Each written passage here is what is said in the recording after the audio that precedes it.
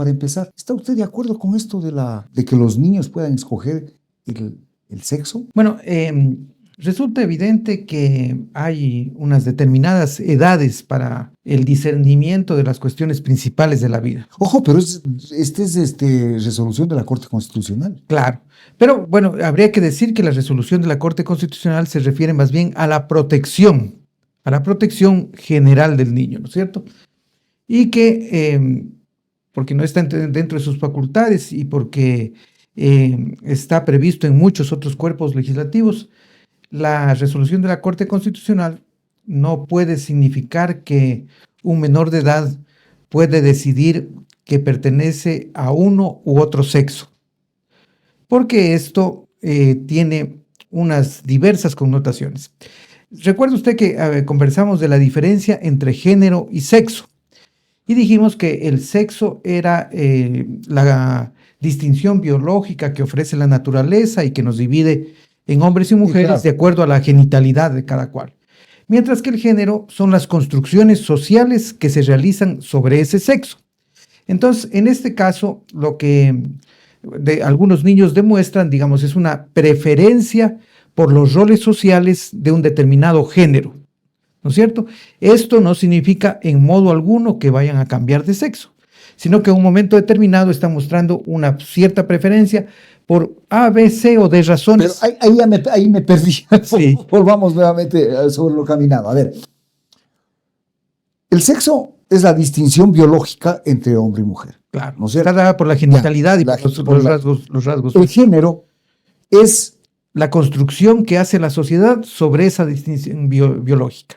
Ya no es una cuestión biológica, sino más bien es una cuestión social. Una cuestión social, ¿no es cierto? El género o los estudios de género postulan que sobre el sexo la sociedad ha construido numerosas formas de vida. Es decir, que las mujeres deben estar en la cocina, que las mujeres deben dedicarse al cuidado del hogar y que el hombre debe salir a ganarse el pan.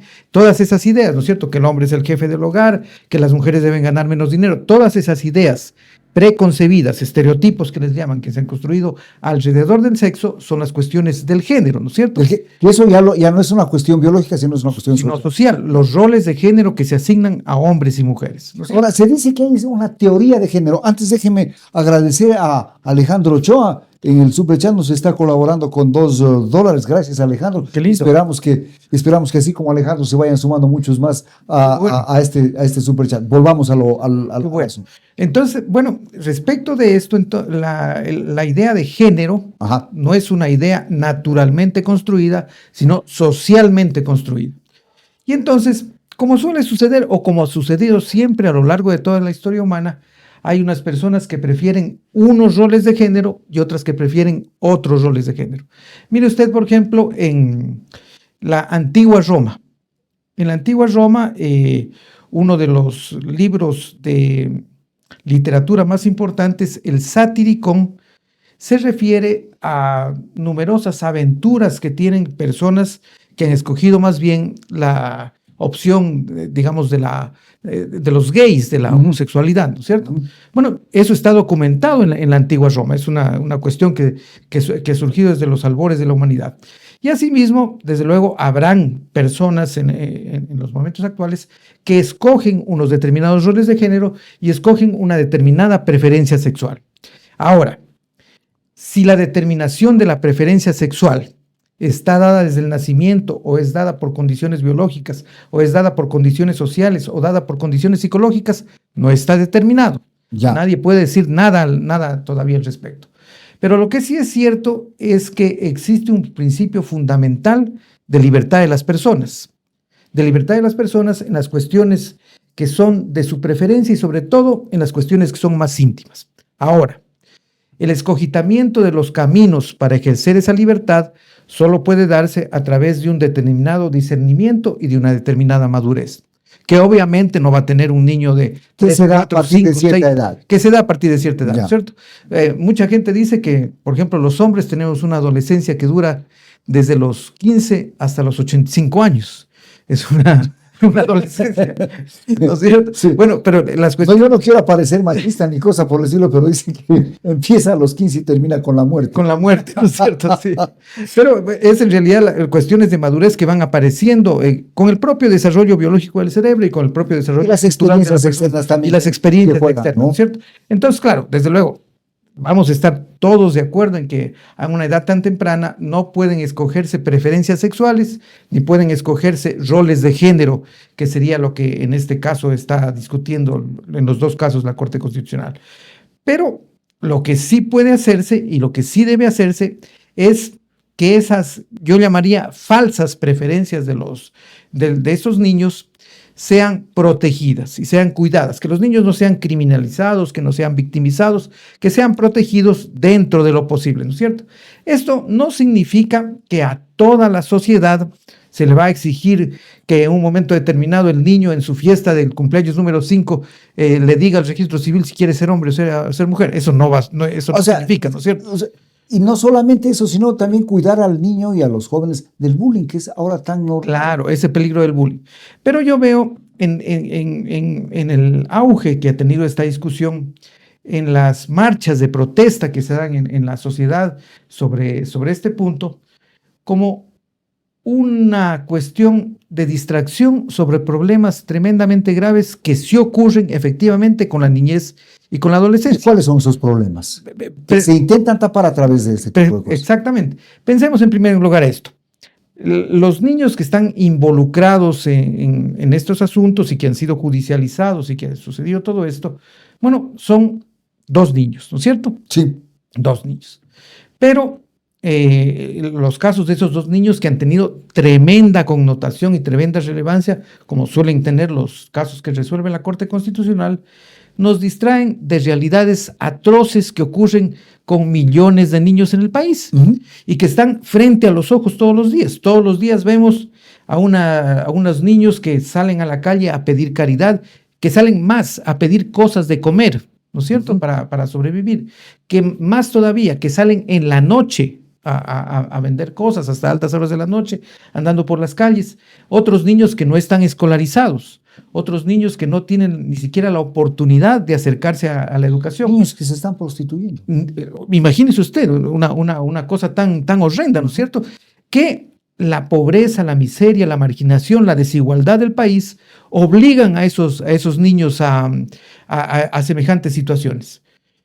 Y usted, Alonso, y todo el público que nos está viendo, no ha visto en ningún momento, en todos estos años, por las calles, ninguna marcha de padres preocupados, de personas religiosas que claman al cielo por estas realidades atroces que existen en nuestra sociedad. No se ha visto. No se ha visto. Nadie sale a la calle a reclamar por esto. Nadie sale a la calle por el hambre, por la desnutrición, por el Parece frío. que fuera lo más normal, ¿Sí? lo más común. Sí, sí. ¿No es cierto? Y ya no me extrañaría que en el punto en que estamos, la Corte Constitucional emita una resolución o una sentencia confirmando que la desigualdad social es una cosa común y que no debe llamar la atención a nadie. ¿No es cierto? Y que debemos vivir con esa desigualdad. Que debemos vivir con esa desigualdad social. ¿No es cierto? Entonces, estos temas que son en realidad nimios, que son pequeñísimos, que no son en realidad de consecuencias sociales en este momento, nos distraen de las cosas más graves que deben preocuparnos. Nos tienen en discusiones realmente que no tienen la importancia que deben tener y que sí la tienen otras cuestiones gravísimas que afectan directamente a los niños en estos momentos. ¿Queremos preocuparnos de los niños? Perfectamente de acuerdo. Preocupémonos de esos niños que no están escolarizados. Preocupémonos de esos niños que están en situación de calle. Preocupémonos de esos niños que son violentados por sus padres o sus familiares. Preocupémonos de esos niños que son explotados por sus padres o sus familiares. Preocupémonos de los niños que han acabado la escuela pero que no saben en realidad leer y son analfabetos funcionales y que son el futuro del país. De eso debemos preocuparnos y debemos estar conscientes en un momento determinado, y de eso sí debemos reclamar públicamente los ciudadanos, y debemos exigir a las autoridades que se tomen las medidas necesarias para... Con lo que acaba de decir, doctor, quiere decir entonces que todo este tipo de cosas y de parafernales que se hacen en torno a ciertos tipos de temas no son más que distractores. Yo entiendo que en mi criterio es así, ¿no es cierto? En mi criterio es así. Y resulta hasta un poco irritante que cosas que son del dominio esencialmente íntimo de las personas, es decir, sus convicciones religiosas, se propongan como cuestiones que deben ser aceptadas por el Estado como una regla, ¿no es cierto? Cada cual tiene sus convicciones religiosas, perfectamente. Y hay que respetar. Y hay que respetar. Esa es la idea general de la tolerancia religiosa. Pero existe la idea general también de la separación nítida que se da en nuestro Ecuador entre la religión, las religiones ahora, y el Estado. Y el Estado, como lo dice nuestra Constitución, como lo vienen diciendo todas las constituciones, desde la Constitución alfarista de 1896, nuestro Estado es laico, nuestro Estado es fundamentalmente laico, nuestro Estado no puede adherir a ninguna creencia religiosa, por el simple hecho de que en una democracia las creencias de algunos no pueden dominar sobre las proposiciones generales. Las creencias de otros también, ¿no? O las creencias de otros, ¿no es cierto? Entonces, no puede haber una religión estatal. Y cuando se usan estas cuestiones religiosas que mueven a muchas personas, que preocupan a muchas personas, que angustian en su fuero interno a muchas personas, para tratar cuestiones del Estado, se trata de una manipulación que es inaceptable, que no debe suceder, ¿no es cierto? Claro, salir con banderas religiosas, salir con cuestiones, con símbolos religiosos que son tremendamente respetables, a pedir cuestiones políticas, en mi criterio, es una perversión de la religión, del papel fundamental que debe tener la religión en el bienestar de los individuos, en el bienestar espiritual de los individuos. Ahora, dentro de todos estos problemas que se vienen armando, la base social o la base de la sociedad, que es la familia, ¿qué papel juega? Porque nos estamos olvidando de que hay actores importantes, no solamente para el asunto de las preferencias y de las cosas que más adelante se dan en la vida en sociedad, sino para ir formando el carácter y la actitud de la gente, de los niños futuros, los futuros hombres ¿Qué papel juega? Claro. Ahora, habría que pensar en este punto importantísimo de la familia, ¿cierto? En muchos textos constitucionales en nuestro país, se lo decía en el texto constitucional de 1978, se dice que la familia es la célula de la sociedad, el fondo de la sociedad, ¿cierto? El primer punto de la sociedad. Pero habría que pensar que la familia monogámica actual, la familia que se considera de padre, madre e hijos, no es la familia que existe en la mayoría de los hogares en el país, ¿no es cierto? Hay familias fracturadas, hay familias monoparentales, hay familias de personas que no tienen hijos, hay familias... Es decir, ya no hay un solo tipo de familia. No hay, ni hubo nunca en historia un solo tipo de familia. Eso que llaman la familia natural nunca existió en la historia humana. Mire usted que la familia de los romanos, si me meto porque esa es la materia que yo doy en la universidad, la familia de los romanos no era de padre, madre e hijos. No, era un órgano político. Se llamaba familia a las personas que vivían en una misma casa, sean parientes o no, y que estaban bajo lo... No tengan relación biológica, claro, o de herencia. Sí, y más sin relación biológica de herencia, porque lo que determinaba el parentesco en Roma era la potestad del padre. El pater familias era el jefe de esa unidad, que se llamaba familia, ¿no es cierto? Y los hijos de... Para entenderlo bien, el padre de familia no era el papá de todos. No, era no, el jefe de ese grupo. Era el jefe. Podía ser el papá de algunos, ¿no es cierto? Pero inclusive de esos, algunos de los que eran papás, los romanos no consideraban que era pariente de sangre. Ya. Decían que era un pariente simplemente por cuestiones jurídicas, porque se había casado con la mamá fundamentalmente, ¿no es cierto? Entonces, esa idea de familia natural que tanto se reclama, que dice que debemos volver a la familia natural, nunca existió en la historia humana. La idea de familia no es creada por la naturaleza, sino también creada por las diversas sociedades. Entonces, la familia monogámica actual, que dio origen a unas determinadas disposiciones jurídicas desde el siglo XVIII hasta la actualidad, no es natural, es jurídica, ¿no es cierto? Pero esa familia jurídica que... Cuando hablamos de que no es natural, no es que todo el tiempo hubo padre, madre, hijos. No hubo todo el tiempo. No hubo todo el tiempo. Las formas humanas de organización variaron mucho a lo largo de los La familia, como se la conoce ahora, es una construcción a partir del siglo. Una construcción social reciente, sí. ¿Cierto? Relativamente reciente.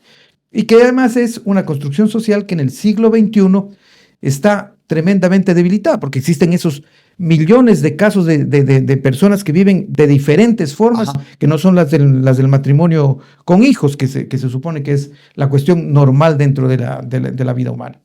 Entonces, es lógico que esa institución tan debilitada como lo que se consideraba la familia monogámica no pueda dar las respuestas que requiere la sociedad en cuanto a la educación, la formación, la protección y el cuidado de los niños. Resulta lógico que esa familia no, esa idea por eso de se va al no Estado. puede.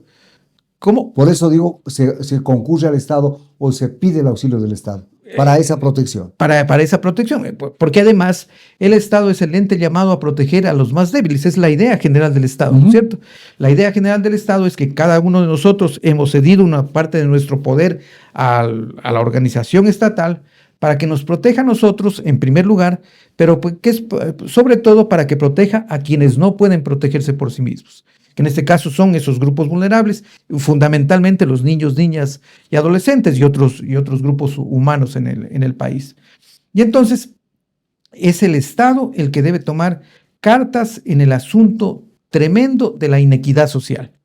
Y este asunto tremendo de la inequidad social no ha sido tratado en ninguna forma en los últimos años, ¿no es cierto? ¿Usted ha visto alguna vez que en el debate político se diga... nos preocupa que en el país existan solo 200 familias que tienen toda la riqueza y el resto de los 18 millones de ecuatorianos no tengan nada? Nadie lo dice, ¿no es cierto?